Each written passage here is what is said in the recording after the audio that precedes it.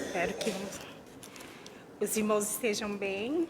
Acho que essa noite eu tive bastante ansiedade. Eu fui dormir quase 4h30 da manhã.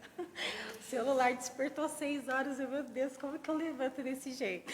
Mas Deus é bom, né? E eu creio que Ele está na direção. E eu peço que os irmãos fiquem em espírito para que o Senhor venha continuar usando, né? Nos usando nas mãos do Senhor. Antes de iniciar, eu gostaria de fazer uma oração. A irmã Maria José, pode orar, por favor?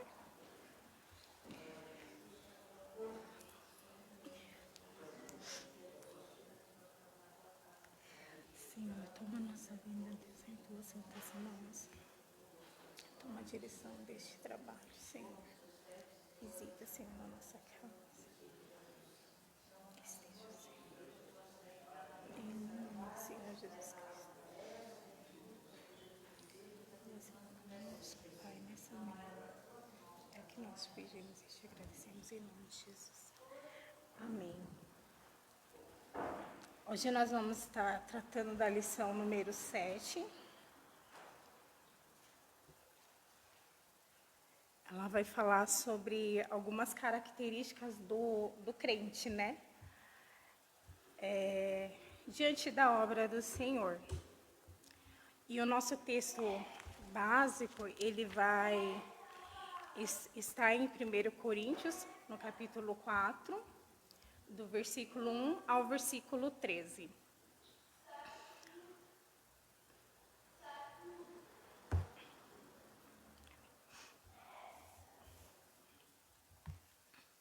Eu gostaria de, então, ler com os irmãos essa passagem.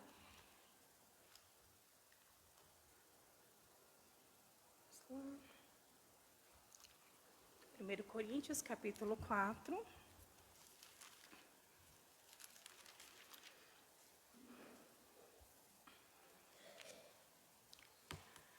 A palavra vai nos dizer que os homens nos considerem como ministros de Cristo e dispenseiros dos mistérios de Deus. Além disso, requer-se dos dispenseiros que cada um se ache fiel. Todavia a mim, muito pouco se me dá ser julgado por vós, ou por algum juiz humano. Nem eu tampouco a mim mesmo me julgue, porque em nada me sinto culpado, mas nem por isso me considero justificado, pois quem me julga é o Senhor. Portanto, nada julgueis antes do tempo, até que o Senhor venha, o qual também trará à luz as coisas ocultas das trevas e manifestará os desígnios dos corações. Então, cada um receberá de Deus o louvor. E eu, irmãos, apliquei essas coisas por semelhança a mim e a Apolo, por amor de vós, para que nós aprendais a não ir além do que está escrito, não vos ensoberbecendo a favor de um contra o outro. Porque quem te faz diferente, e quem tens tu que não tenhas recebido? E se o recebeste, por que te glorias como se não houveras recebido? Já estáis fartos, já estáis ricos, sem nós reinais. Quisera reinastes para que também nós viéssemos a reinar convosco. Porque tenho para mim que Deus a nós, apóstolos, nos pôs por último como condenados à morte, pois somos feitos espetáculo ao mundo, aos anjos e aos homens. Nós somos loucos por amor de Cristo, e vós sábios em Cristo. Nós fracos e vós fortes, vós ilustres e nós vis. Até essa presente hora sofremos fome e sede. Estamos nus, recebemos bofetadas e não temos pousada certa. E nos afadigamos, trabalhando com nossas próprias mãos. Somos injuriados e bendizemos. Somos perseguidos e sofremos. Somos blasfemados e rogamos. Até ao presente temos chegado a ser como o lixo deste mundo e como a escória de todos. É um texto muito extenso, né? E com várias suposições, né, que Paulo vem aqui se colocando. Eu, nessa manhã, minha oração é o que o Senhor venha ministrar no nosso coração o que Ele quer nos despertar nessa manhã, né? Para que a gente venha olhar para dentro de nós e enxergar, né, como estamos diante do Senhor. Como que está, né, a nossa questão de servir ao Senhor dentro do que Paulo coloca aqui. Ele... Você não pode passar um pouquinho, por favor?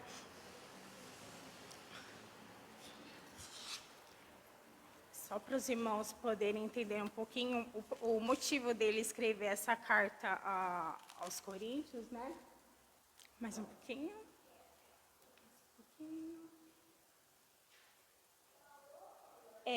Esse daí.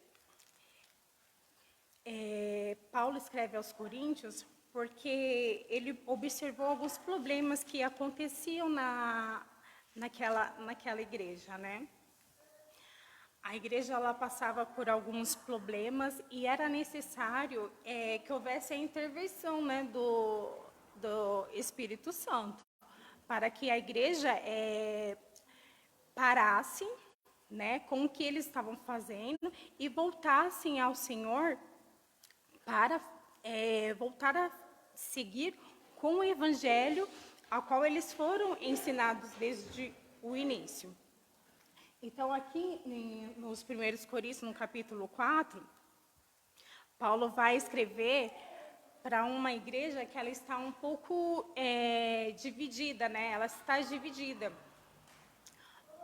Tiveram alguns obreiros que passaram ali na frente, então alguns membros se identificavam com Paulo, outros com Apolo, outros com Pedro e outros com Cristo. E a intenção de Paulo era fazer com que eles voltassem para Cristo, porque a causa era Cristo, porque foi Cristo que havia morrido na cruz para salvar a igreja, né? Então, a intenção de Paulo escrever aos Coríntios era esse, para que eles resgatassem, né, o verdadeiro evangelho. E dentro do capítulo 4, Paulo vai nos colocar aqui, chamar a atenção da igreja, caracterizando eles como os dispenseiros, né? E o que são os dispenseiros? O dispenseiro era a função de alguém que era responsável em cuidar da despensa da casa do seu senhor, da casa do seu patrão. A despensa é o lugar onde a gente guarda os mantimentos, né? Guardamos os alimentos. Então, a gente enxerga ali que o dispenseiro, ele não é dono da casa, ele não é o dono da despensa, mas ele está administrando, ele está cuidando de algo que ele vai precisar prestar contas. E é a isso que Paulo compara, né? Nós como servos do Senhor. É importante observar que o dispenseiro ele não providencia o alimento, não é ele responsável para abastecer a despensa. Ele é responsável por administrar, fazer o cardápio, ver quais são os nutrientes que aquela família precisa, qual vai ser a dieta daquela família, né? O que aquela família precisa ser alimentada para se manter nutrida, ter suas vitaminas, obrigada, Bel, e poder ter o seu crescimento. E o alimento nada mais é do que a palavra, né? A palavra de Deus, que é o que alimenta o corpo, que é o que alimenta a nossa alma. E quando Paulo coloca aqui no versículo 2 que a única coisa que Deus requer dos dispenseiros é que ele se ache fiel. Quando ele coloca essa frase, se ache fiel, é uma palavra que nos lembra a uma análise, né? Que o dispenseiro, ele possa olhar para si e enxergar se ele é fiel, como que anda a fidelidade dele. Amém?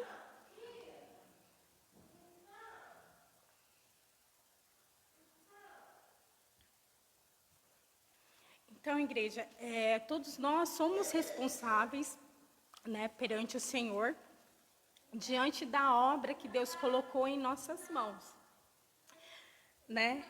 E nisso a gente vai enxergar algumas características que dentro da nossa caminhada a gente vai acabar desenvolvendo ou vai transparecer, né? Que são a questão do crente observador, envolvido ou participante. É só um breve resumo, né? Observador é aquele que fica só observando, como o nome diz, né? Ele fica na plateia, né?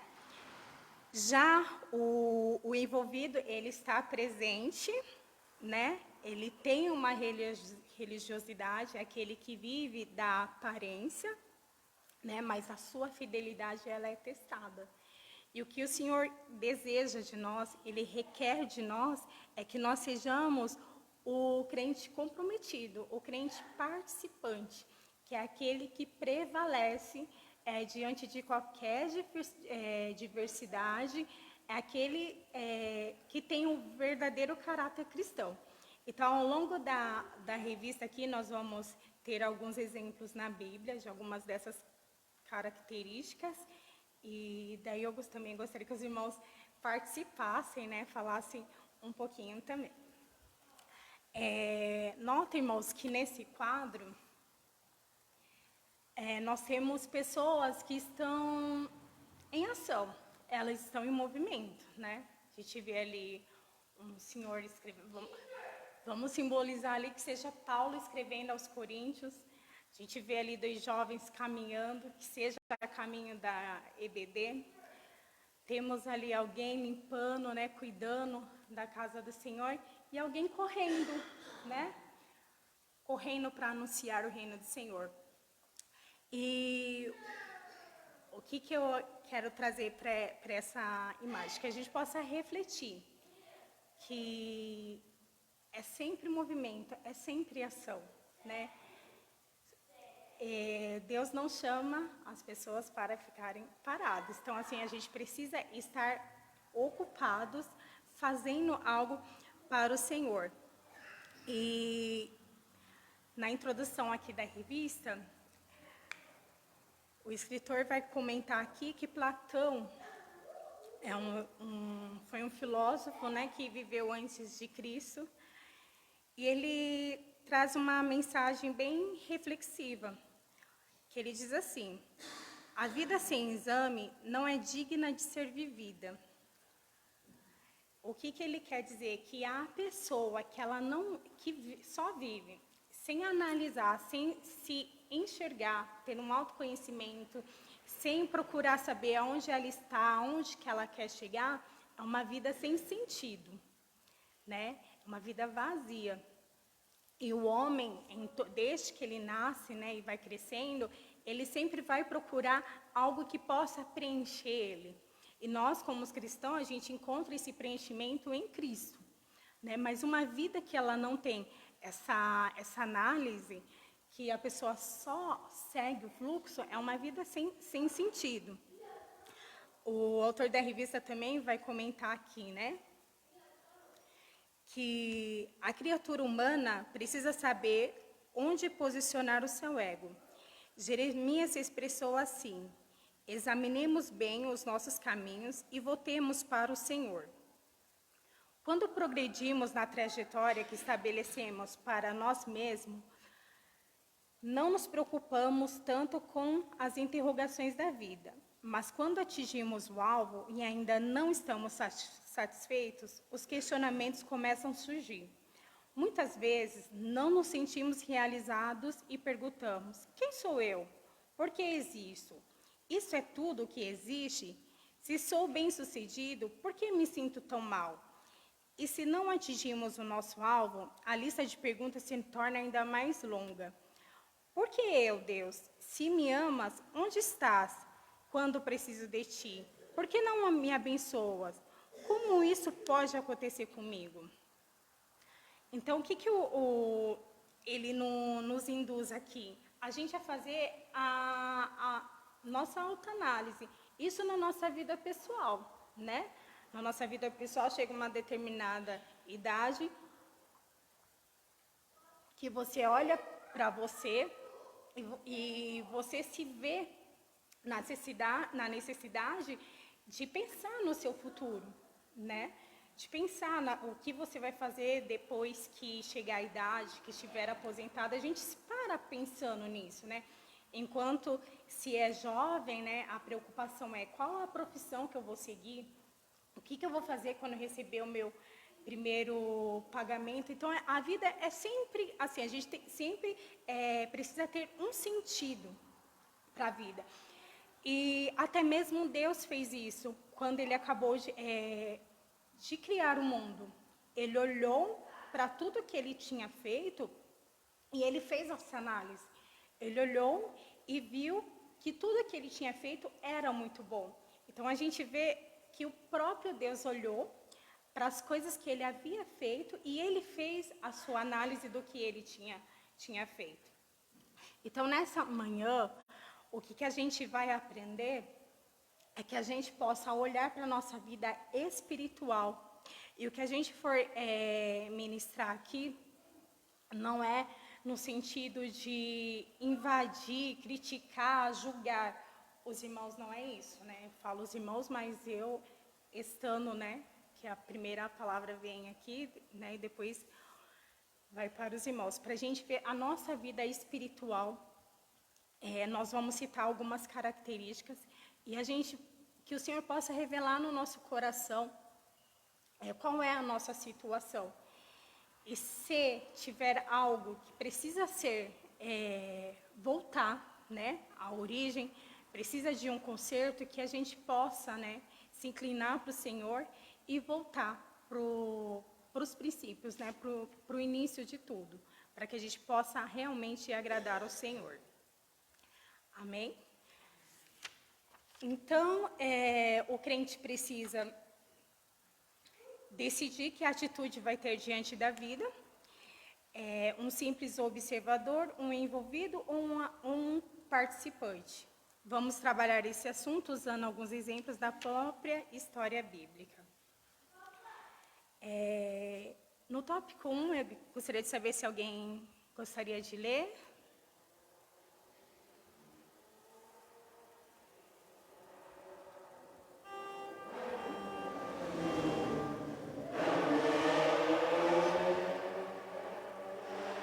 Amém? Então vamos lá, igreja. Observador.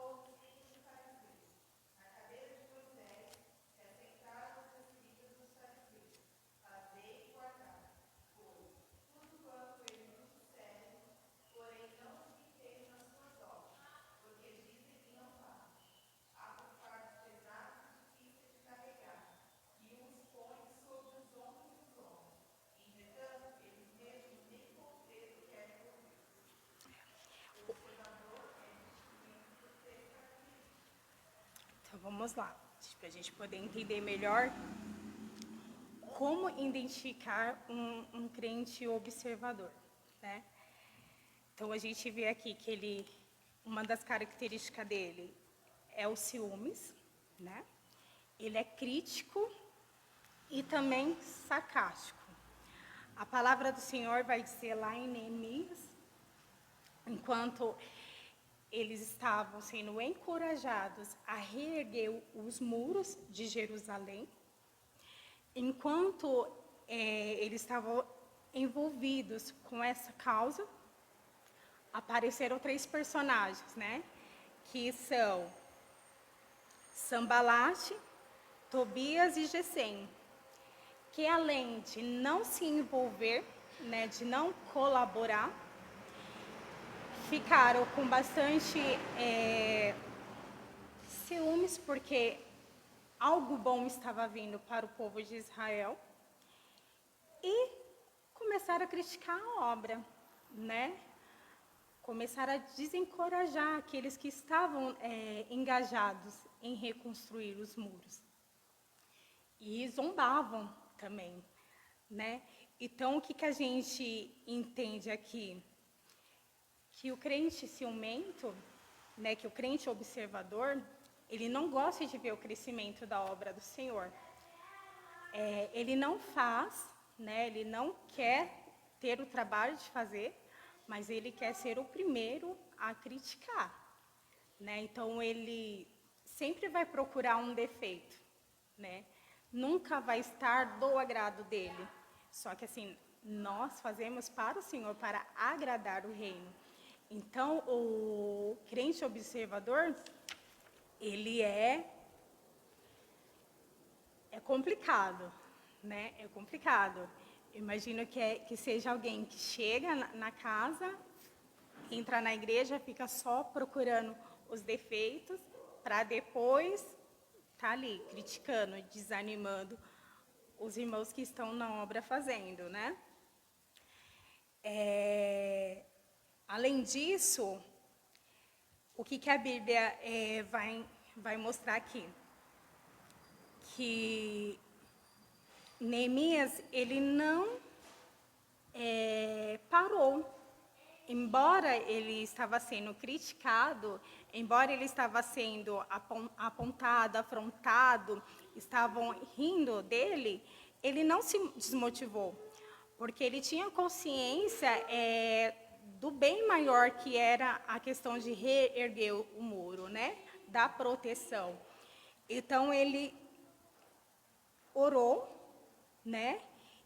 E mesmo orando ao Senhor, ele colocou guardas para que protegessem os muros. Então, a gente vê que, assim, ele não somente entregou nas mãos de Deus, mas ele agiu de uma forma vigilante, que é isso que Deus requer da gente, né? Que a gente olhe, ore e vigie, né? Ele foi prudente, porque ele não se desmotivou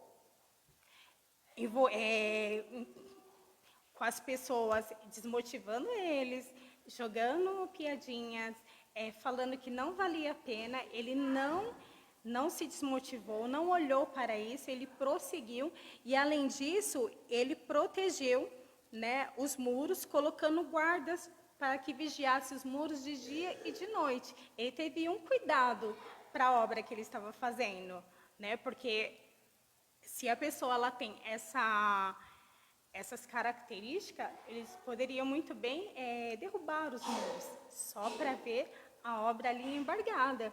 Mas Neemias, ele não parou, né? Ele prosseguiu e agiu, né? E é isso, na obra do Senhor, quando vier as críticas, as murmurações, que os irmãos possam se voltar para Deus, né? Ter consciência de que aquele que te chamou para fazer, aquele que te chamou para trabalhar, é o que cuida, né? A obra é dele. Então, é pedir para que o Senhor venha capacitar e ter misericórdia desses, para que eles venham realmente se converter, né? Porque a gente sente aí que falta um verdadeiro arrependimento, né? Dá a impressão que eles estão só perdendo tempo, né? Dá a impressão que o que eles fazem tudo é em vão. E enquanto é dia, né, que o Senhor possa nos inspirar a orar por esses, para que eles possam converter o coração ao Senhor, né? Outra característica que a revista vai abordar aqui é sobre o crente envolvido. A gente, às vezes, acaba usando, né, essa palavra, se envolva na casa do Senhor, mas eu espero que os irmãos tenham a percepção que é diferente, né? Talvez a gente possa até ver qual palavra possa substituir, né, daqui em diante. Mas o crente envolvido é aquele que faz de conta que está, mas não está. É o caso típico do crente simplesmente envolvido. Ananias e Safira, de Atos 5, eram assim. O casal estava na igreja e acompanhava a vida de seus irmãos, mas não tinha compromisso. Lucas menciona o fato de Barnabé ter vendido o seu campo e depositado o dinheiro da venda aos pés dos apóstolos. Então Ananias e Safira resolveram de comum acordo imitá-lo, mas apenas imitá-lo, sem compromisso. A pessoa somente envolvida, ela é reconhecida por 3 características. Então, quais são as características do crente envolvido? Ele tem fogo de palha, religiosidade maquiada e a fé sem fidelidade.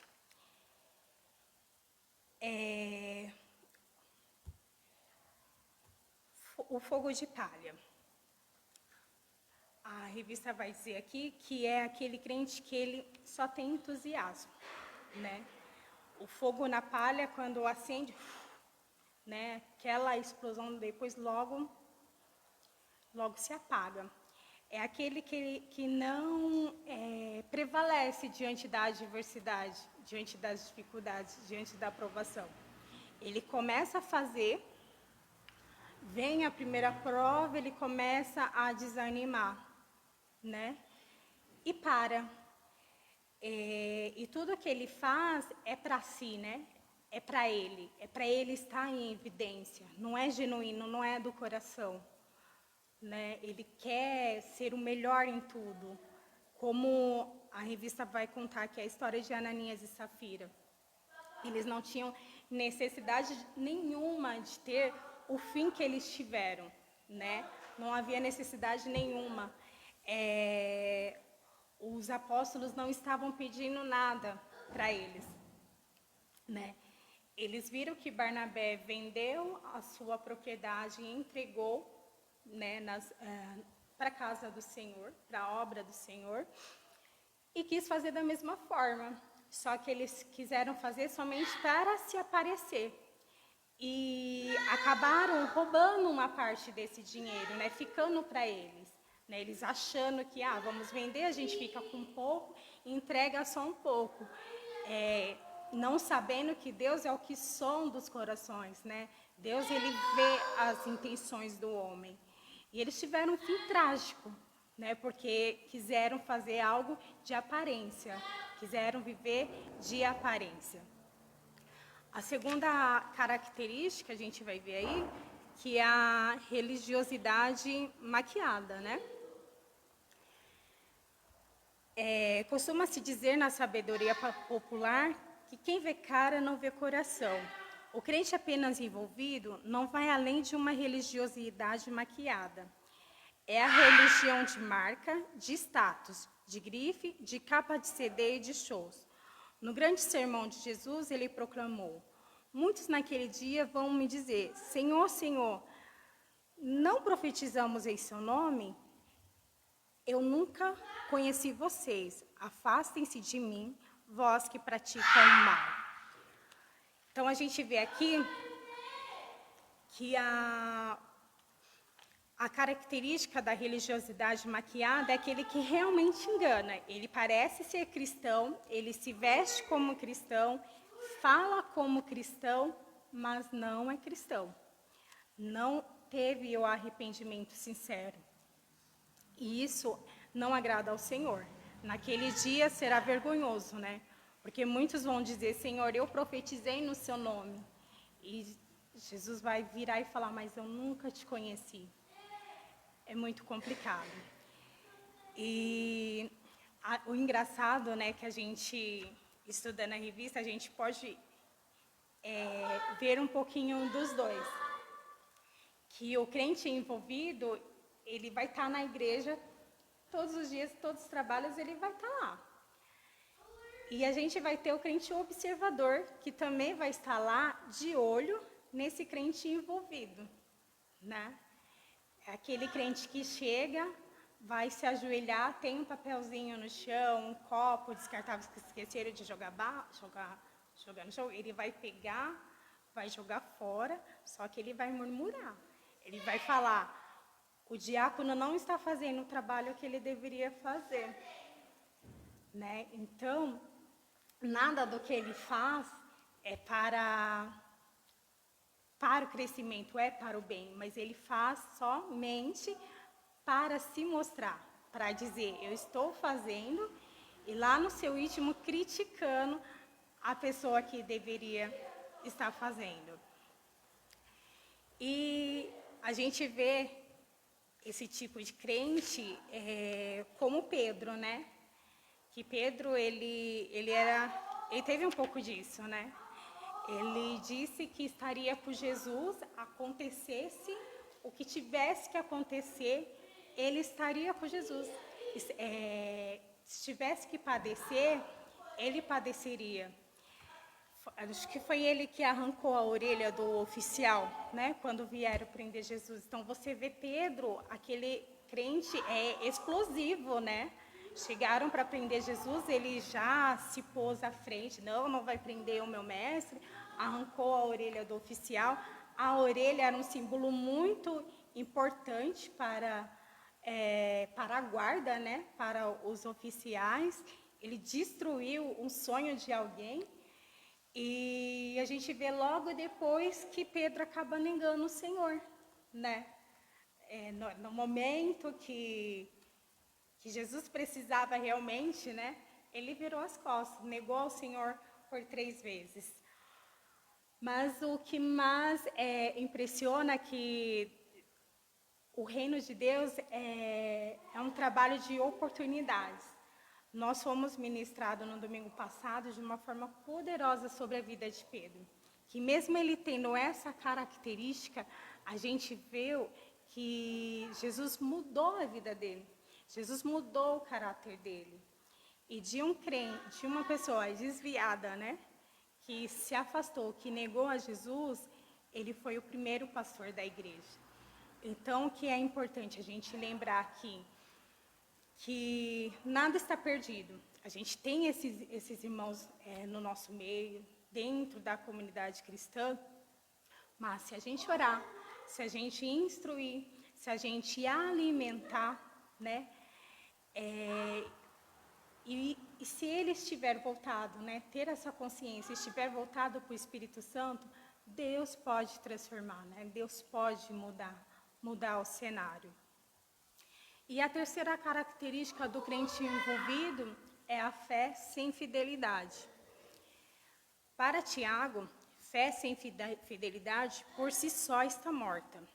Não basta ser envolvido. Jesus declarou, eu sou a videira verdadeira e meu Pai é o que cuida da vinha. Todo ramo que está em mim envolvido não der fruto, ele o corta, e todo que dá fruto limpa, para que produza mais fruto ainda. A fidelidade é a fé em ação. O nosso versículo-chave diz, o que se requer destes encarregados é que cada um deles seja encontrado fiel. A gente vê aqui que esse crente, que essa característica é aquele crente que ele para, né? Ele para no caminho. Ele não prevalece até o fim.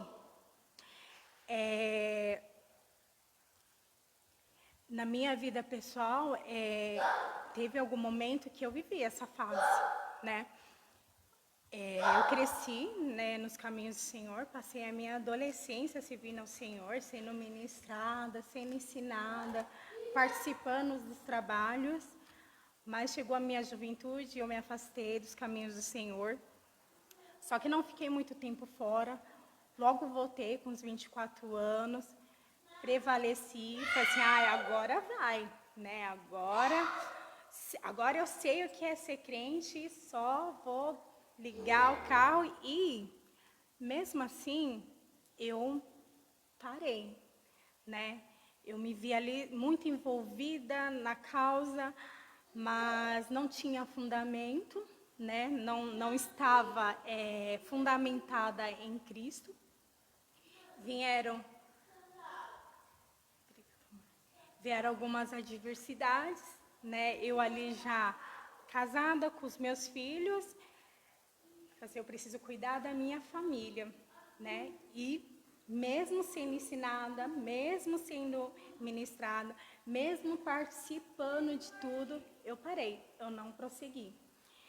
E quando eu voltei para o Senhor, quando eu encontrei aqui, né, com a Igreja Betel, eu me via parada, longe dos caminhos do Senhor e sem a minha família, né? Eu larguei, né, a causa do Senhor para cuidar da minha casa e acabei não sabendo administrar nem de uma coisa nem de outra.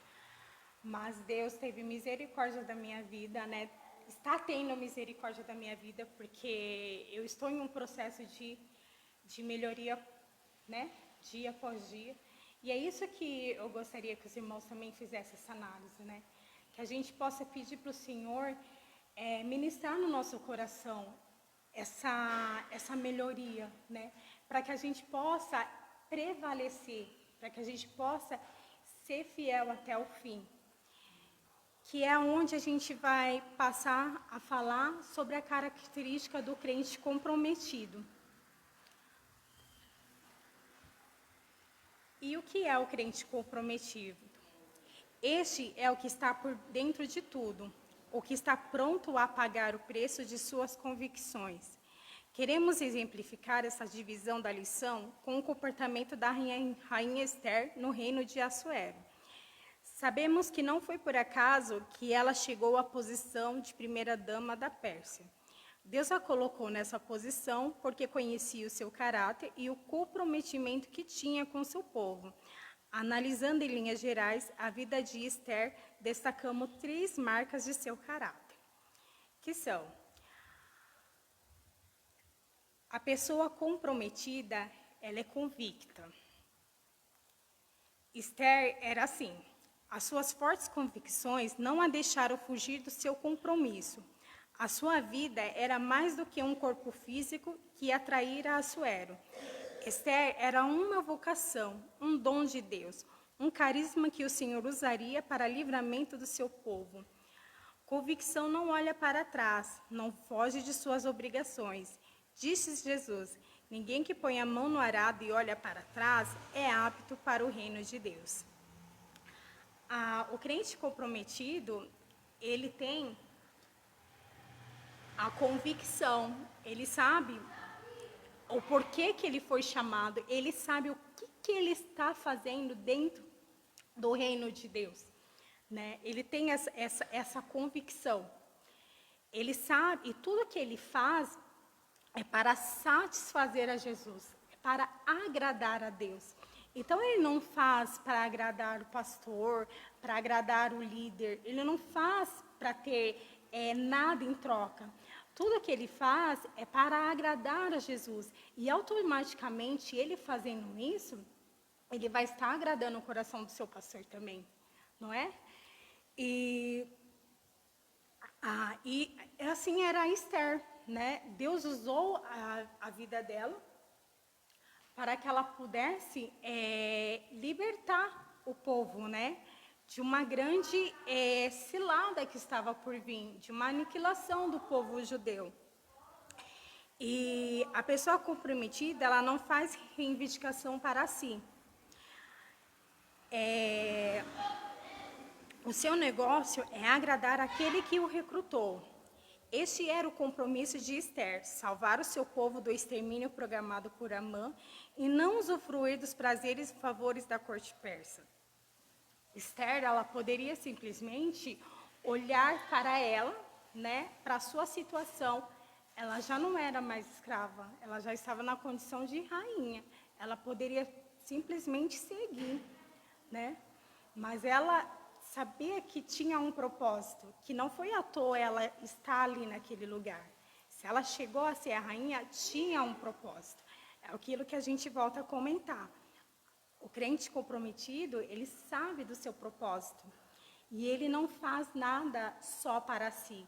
Ele sempre vai fazer algo, o bem, para alcançar a todos, para alcance de muitos, não só dele. Então, é uma característica também pensar nos outros, que é a pessoa altruísta. É alguém que pensa no bem-estar de outros e não no seu. Então, Esther pediu que levassem a Mordecai a seguinte resposta: vá e reúna todos os judeus que estiverem em Suzã e jejuem por mim.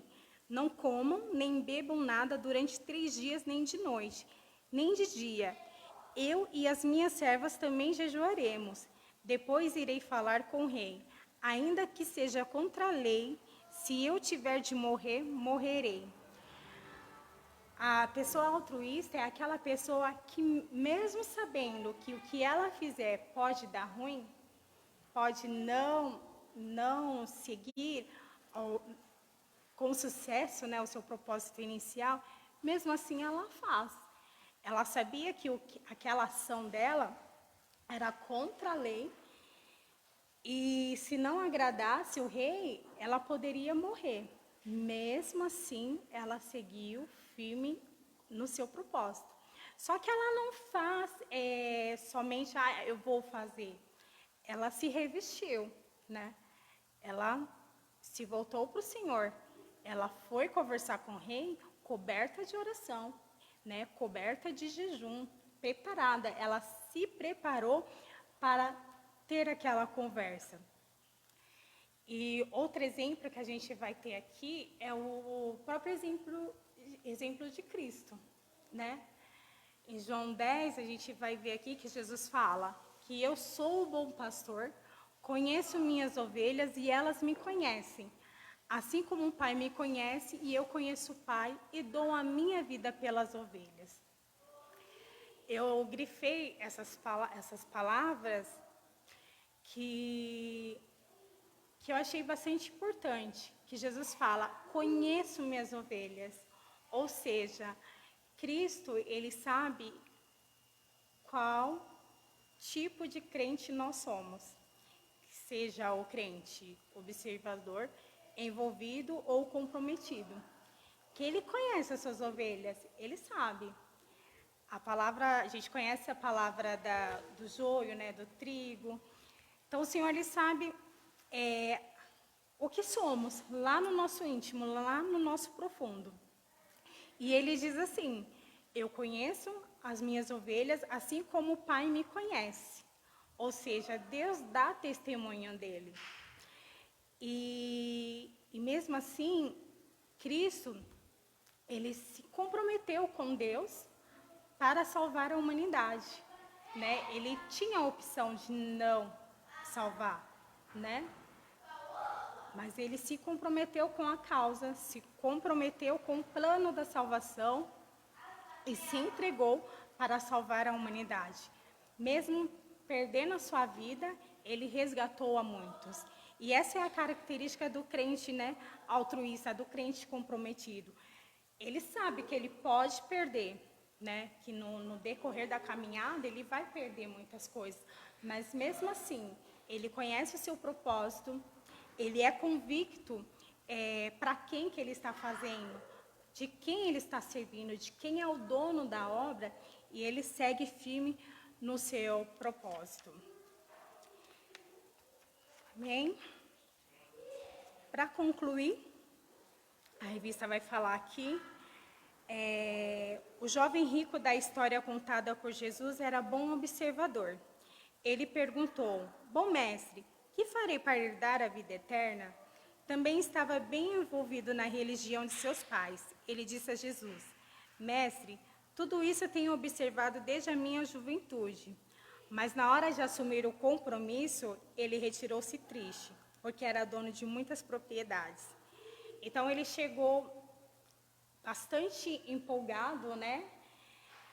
eu tenho guardado os mandamentos, eu honro os meus pais, mas quando Jesus falou que era necessário para ele herdar o reino dos céus, ele não se achou disposto, né? Ele se entristeceu e não quis assumir o compromisso.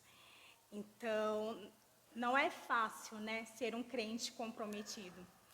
Que o Senhor venha ministrar no nosso coração nessa manhã esse desejo, né?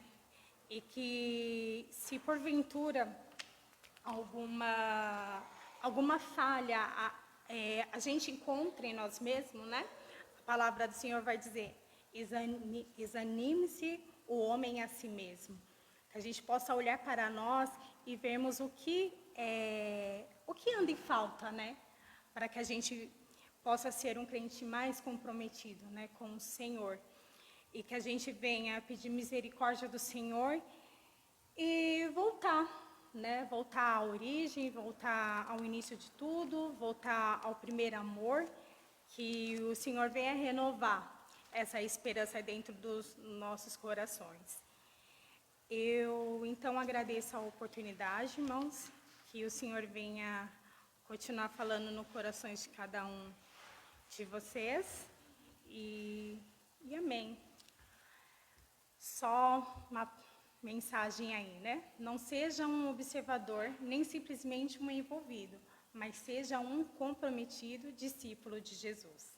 Amém? Amém, pastor.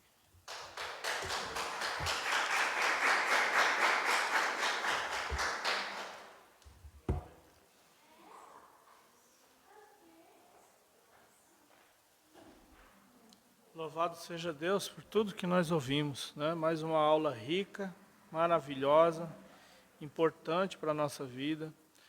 Meus irmãos, e eu tenho orado muito pela irmã Deise, né? Eu tenho orado muito pela irmã Deise.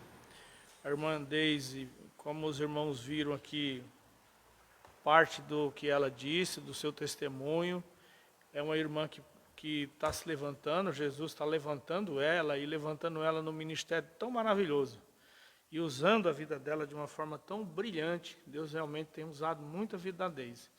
Então ela tem essas questões de ansiedade que ela precisa superar, não é fácil, mas nós estamos aqui para apoiar, para ajudar, né? Então sempre que ela estiver dando aula aqui, vai ter o nosso apoio, vai ter a nossa solidariedade, sempre que ela precisar, tá certo? Então isso é uma atitude, tanto com a irmã Deise, quanto com qualquer outro professor, que vier aqui para dar aula. O mesmo comportamento solidário, amoroso que nós temos, vamos ter com todos os professores. Uma hora nós vamos colocar aqui a Josi para dar aula, o Edivaldo também. Nós vamos ter que ter misericórdia deles, porque eles estão iniciando a vida cristã. O ministério de ensino da igreja não é um ministério tão fácil. Veja que o comprometimento dela foi tão grande, foi dormir 4 horas da manhã, acordou às 6, com essa ansiedade, e a gente realmente faz isso. Isso acontece comigo até hoje. Então, depois de 30 anos, ainda acontece comigo. Quer dizer, eu fico tão ansioso que eu raramente durmo quando eu tenho que dar aula ou eu tenho que pregar, né? Então, é esse tipo de comportamento que realmente a gente espera de todos que venham aqui. Esse comprometimento tem que tirar o nosso sono. A gente está se dirigindo à igreja, a gente está se dirigindo àquilo que tem mais precioso para Deus, que é o seu povo, que é a sua igreja. Então, não é fácil estar aqui, não é fácil desempenhar nenhum tipo de ministério na igreja. Ele tem que ser encarado com total comprometimento da nossa parte, que nós estamos fazendo para o Senhor, como nós aprendemos hoje aqui, né? E para o Senhor, louvado seja Deus. Vamos ficar em pé, agradecer muitíssimo a Deus pela vida dos irmãos, pela vida da professora Deise. Deus abençoe. Deus abençoe sua vida, continue lhe usando para a glória e louvor do seu nome. Mais uma aula brilhante, uma aula maravilhosa, que nós vamos inclusive depois publicar. Agradecer ao irmão Wesley e a Bianca, que já chegaram bem cedo aqui para preparar o equipamento, para poder gravar esse material e deixar à disposição dos irmãos. Qual é a minha crença em relação a isso, meus irmãos? Esse material Deus vai usar, o Espírito Santo vai usar esse material não apenas para abençoar a vida da nossa comunidade, mas a vida de tantas pessoas que vão estar assistindo essa aula lá. Talvez alguém consiga se enxergar dentro de alguma dessas características e o Espírito Santo usar esse material e dizer assim, meu filho, eu preciso de você. Você precisa mudar. Você precisa se conscientizar do seu valor e você precisa se conscientizar de que o Senhor precisa de você. Você é importante na obra de Deus. Isso é uma coisa que vai ser uma decisão sua. Então esse material está aí para isso. Muito obrigado, Wesley, muito obrigado, Bianca, muito obrigado a todos. Deus abençoe a você. Senhor nosso Deus, nosso Pai, muito obrigado por esse dia, por essa aula tão maravilhosa. Obrigado pelo que o Senhor falou conosco aqui nesse dia. Continue abençoando a vida da tua serva, professora Deise, e continue, meu Deus, glorificando o teu nome sempre através da tua serva. Em nome de Jesus, o que nós pedimos é que o Senhor a recompense, que o Senhor a ajude. Em nome de Jesus, louvado seja o teu nome. Todos digam, glória a Deus. Está terminado, Deus abençoe.